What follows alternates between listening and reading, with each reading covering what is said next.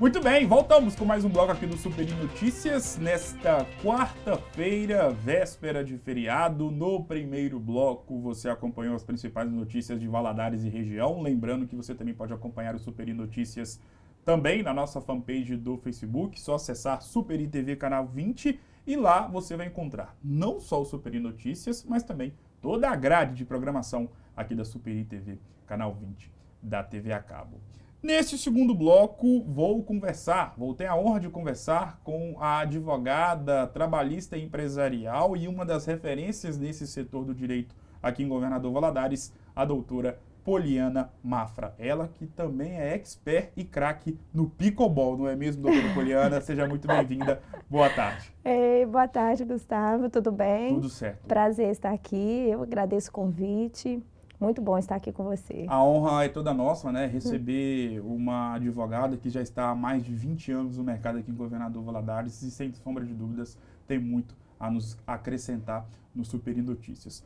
Doutora, nos últimos tempos, principalmente nos últimos meses, por algumas declarações de grandes personagens do debate público brasileiro, voltou à tona a questão do regime da CLT. E nós podemos colocar que, em pleno 2022, existe um cenário novo em relação às empresas e o atual cenário trabalhista. Você que é expert e está na linha de frente, tem conhecimento aprofundado sobre essa área, o que você pode falar sobre o momento atual do regime CLT, sobre a flexibilização que os empresários podem ter agora? Enfim, queria que você explicasse para a gente o atual cenário do regime CLT. Na verdade, Gustavo, a CLT, ela é uma legislação de 1943, né? Então, assim, ela foi criada e foi trabalhada dentro de um cenário, vamos colocar assim, já que você usou a palavra cenário, dentro de um cenário visando o hipossuficiente. Naquela época em que o empregador era visto como se fosse uma pessoa que estivesse explorando, né? Que se fosse uma exploração. Isso veio evoluindo e hoje a gente vê um cenário completamente diferente. Nós tivemos aí a reforma trabalhista em 2015, né? Que eu acho que é conhecimento de todos. A reforma trabalhista ela veio alterando questões muito importantes, principalmente para que possa ser utilizado pelo próprio empregador, pelas próprias empresas. Teve o objetivo de manutenção do emprego, né? De manter emprego, mas principalmente de dar um equilíbrio nas duas partes, na parte que é o empregado, o empregador, de trazer um equilíbrio nessa visão empregado-empregador. E dentro desse novo cenário, que claro, em 2015 teve um avanço muito grande, uma aplicação muito incisiva, agora a gente vê, de certa forma, um retrocesso. A gente percebe que depois de passado 5 anos, 6 anos, quase 6 anos, a gente vê um pouquinho do retrocesso nisso aí, mas mesmo com esse retrocesso, ela fez com que a visão do mundo trabalhista, empresarial, fosse diferente, entendeu? Então, hoje, quem imaginava, por exemplo, que o empregador poderia reduzir a jornada de trabalho do empregado para 30 minutos, que é aí que a gente chama da flexibilização. Quem imaginava, por exemplo, que você pudesse ajustar com o empregado e aquilo que você ajustasse fosse muito mais eficaz e fosse mais válido do que aquilo que está na lei, que é o que a gente fala que é o pactuado sobre o legislado.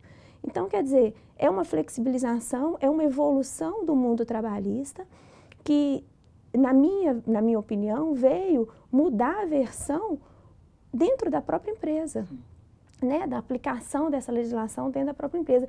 E, em muitos casos, veio beneficiar, com certeza, essa relação empregado-empregador. Com certeza. E, principalmente, para poder pegar um gancho na sua última fala da sua explanação em relação à questão dessa relação do empregado e o empregador.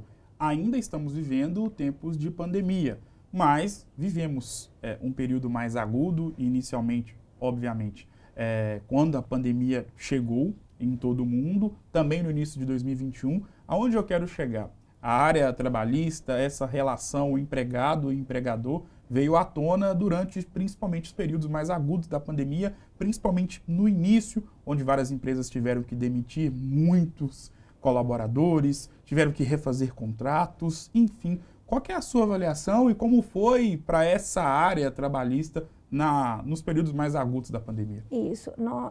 Desde a eclosão da pandemia, não só todos nós sofremos, né? Todas as áreas sofreram desde a eclosão da pandemia. Mas o mundo empresarial, o reflexo econômico e financeiro no mundo empresarial foi muito grande. Então, o que aconteceu?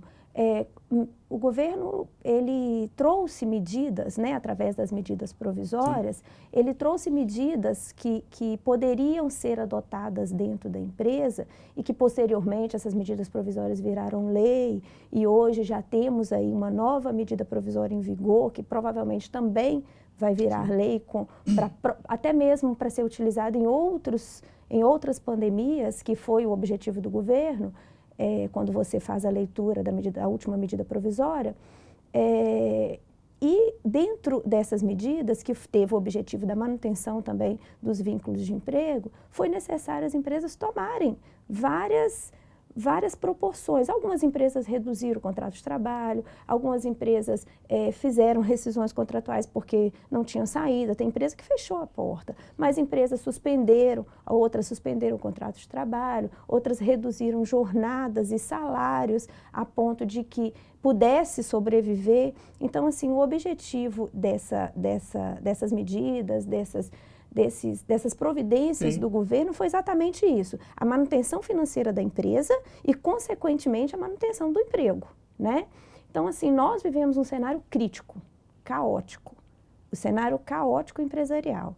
Mas, assim, diante das medidas, um bom estudo dentro da empresa, aplicação correta dessas medidas, com um grau correto, com uma organização correta, ela foi possível restabelecer e hoje nós estamos aí com as empresas funcionando, os empregados retomando, muitas empresas admitindo empregados e tentando vencer hoje esse cenário que foi complicado. Claro. E durante, para a gente poder ainda ficar nesse ponto dos períodos mais agudos da pandemia, você que atua nessa área do direito, quais foram os processos que mais ocorreram, principalmente nessa questão dessa relação de empregado e empregador?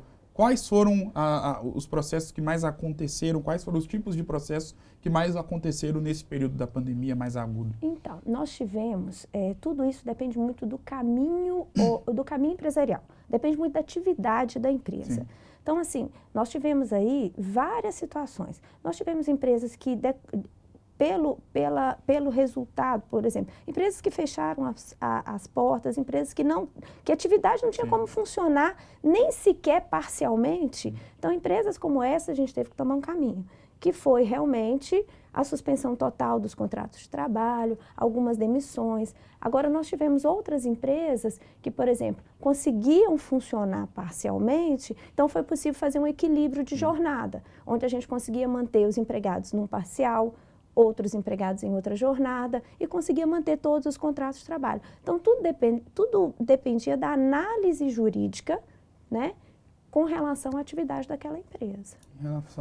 E essa questão é muito importante porque, de fato, houve uma discussão maior, principalmente nos períodos mais agravantes da pandemia, na questão dessa relação empregado e empregador. Parece que a pandemia, claro, de forma muito negativa, veio para poder abalar praticamente todas as estruturas de quaisquer áreas profissionais que a gente possa falar aqui, mas essa questão da relação empregado e empregador foi muito batida na tecla e muitos empregados e empregadores tiveram alguns problemas, principalmente nessa questão, né, de ter que demitir vários funcionários, reformular contratos. De fato, é algo que veio à tona nos últimos 2 anos. Doutora, em relação aos direitos trabalhistas, e existe aquela máxima, né, que todos nós temos direitos e deveres. E essa frase, ela está colocada para todos nós. Mas na área do trabalho, na área do direito voltado para a questão do trabalho, o que eu quero te perguntar?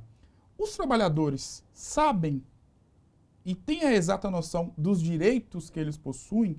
Sabem o que eles podem fazer, o que eles podem reivindicar aos seus empregadores? Sim, na verdade, Gustavo, hoje, com esse novo... Hoje nós temos aí uma internet, né? Nós temos aí uma tecnologia muito avançada. Exatamente. Nós temos aí pessoas assim... Hoje todo mundo tem uma estrutura educacional, então acaba que todo mundo tem um conhecimento muito maior do que... Né? Nós temos aí uma evolução com relação a toda essa questão das pessoas tomarem conhecimento de seus direitos, com certeza. Eu entendo que os trabalhadores têm sim essa noção de quais são os direitos, o que reivindicar, o que está errado dentro das empresas, o que eu estou deixando de receber e deveria receber.